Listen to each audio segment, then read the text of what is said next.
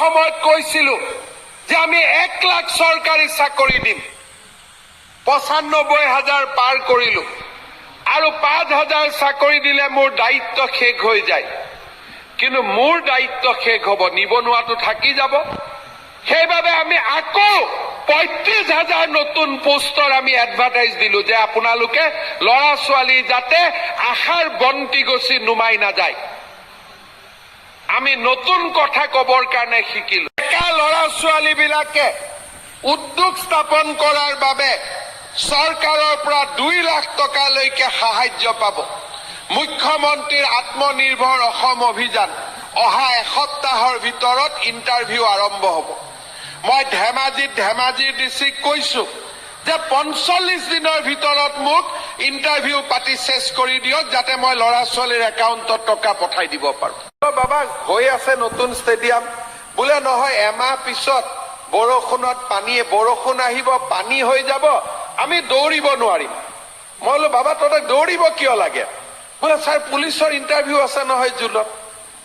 আপোনালোকে চিন্তা কৰক, আগতে লৰাই কয় ছাৰ চাকৰিটো দি দিয়ক না, মই বিজেপি কৰি আছো, মই কংগ্ৰেছ কৰি আছো।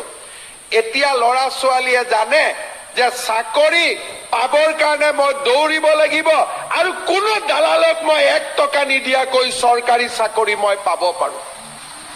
মানুহৰ মনত বিশ্বাসৰ এটা নতুন পৰিৱেশ সৃষ্টি হ'ল।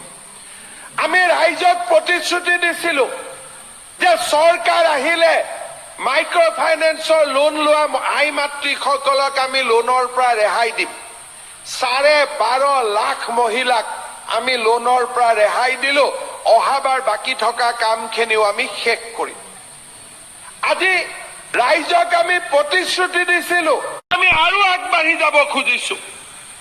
ইলেকশ্যনৰ সময়ত কৈছিলো যে আমি 1 লাখ চৰকাৰী চাকৰি দিম। 95,000 পাৰ কৰিলো আৰু 5,000 চাকৰি দিলে মোৰ দায়িত্ব শেষ হৈ যায়। কিন্তু মোৰ দায়িত্ব শেষ হ'ব, নিবনুৱাটো থাকি যাব।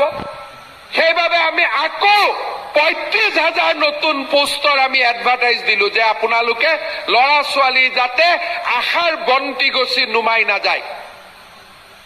আমি নতুন কথা কবৰ কাৰণে শিকিলো।